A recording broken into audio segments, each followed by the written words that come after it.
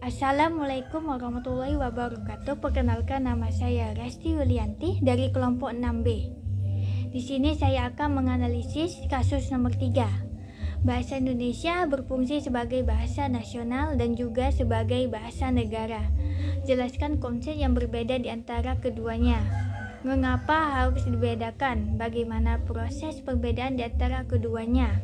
Pada kondisi seperti apa sehingga harus dibedakan? Menurut saya, bahasa Indonesia mempunyai fungsi penting, di mana salah satunya adalah sebagai bahasa nasional. Fungsi bahasa Indonesia juga sebagai bahasa nasional sendiri sudah tersirat pada butir ketiga Sumpah Pemuda pada tahun 1928 yang berbunyi, "Kami putra dan putri Indonesia menjunjung bahasa persatuan bahasa Indonesia." Butir ketiga itu juga menegaskan bahwa kedudukan bahasa Indonesia sebagai bahasa nasional berada di atas bahasa daerah.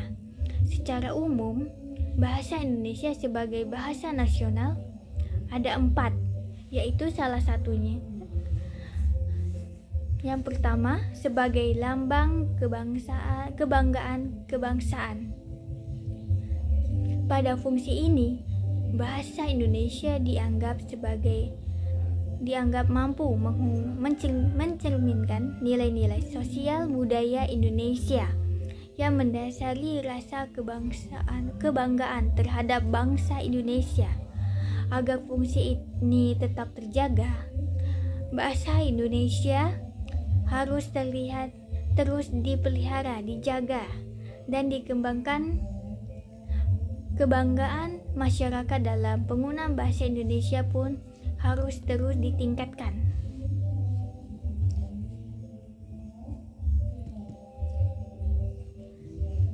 Yang kedua, sebagai penghubung antara warga, antar daerah dan antar budaya. Sebagaimana yang kita ketahui, Indonesia kaya akan budaya, suku bangsa, dan bahasa daerah. Supaya unsur itu bisa terhubung satu sama lain, masyarakat Indonesia harus menggunakan bahasa Indonesia sebagai alat komunikasi. Hal inilah yang menjadi alasan mengapa bahasa Indonesia dianggap sebagai bahasa pemersatu serta kedudukannya harus berada di atas bahasa daerah. Yang ketiga, sebagai alat identitas negara, identitas nasional, seperti halnya bendera merah putih dan simbol Garuda. Bahasa Indonesia adalah identitas negara nasional lainnya yang harus dimiliki.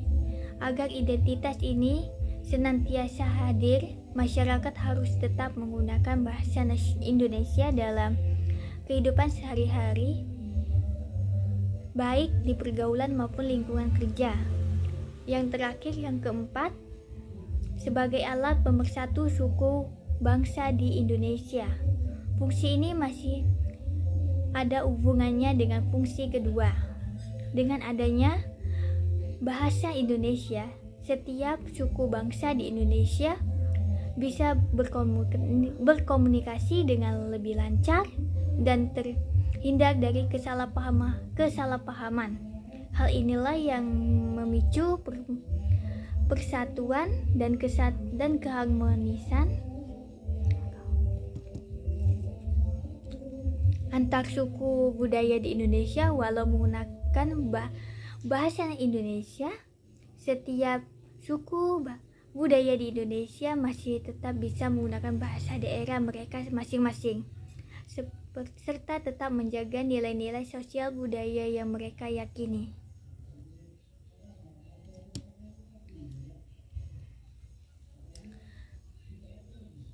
Bahasa Indonesia sebagai bahasa negara juga mempunyai 5 fungsi, seperti bahasa resmi kenegaraan. Artinya, seluruh kegiatan kenegaraan dan penyelenggaranya harus menggunakan bahasa Indonesia. Bahasa penghantar pendidikan. Di Indonesia, kegiatan belajar mengajar di sekolah dan lingkungan perguruan tinggi menggunakan bahasa Indonesia sebagai penghantarnya.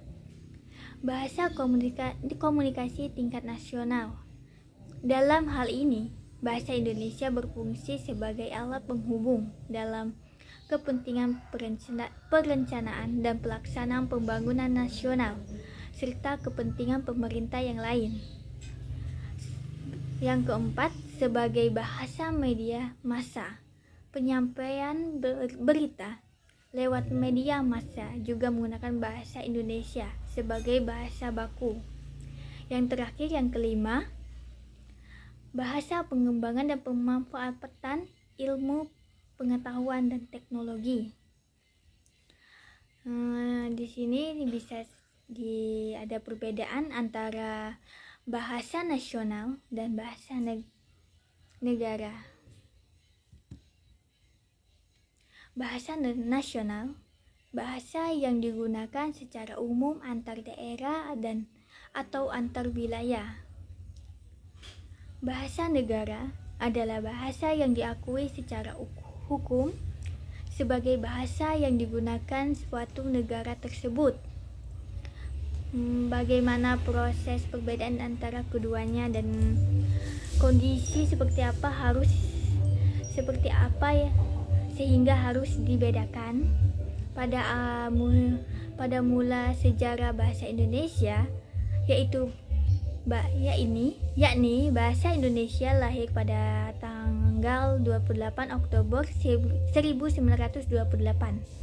Pada masa itu, para pemuda dari pelosok Nusantara berkumpul dalam suatu rapat dan berikrar. Yang ikrarnya yang kita kenal dengan Sumpah Pemuda, yang pertama itu bertumpah darah yang satu, tanah Indonesia, berbangsa yang satu, bangsa Indonesia, menjunjung bahasa persatuan bahasa Indonesia.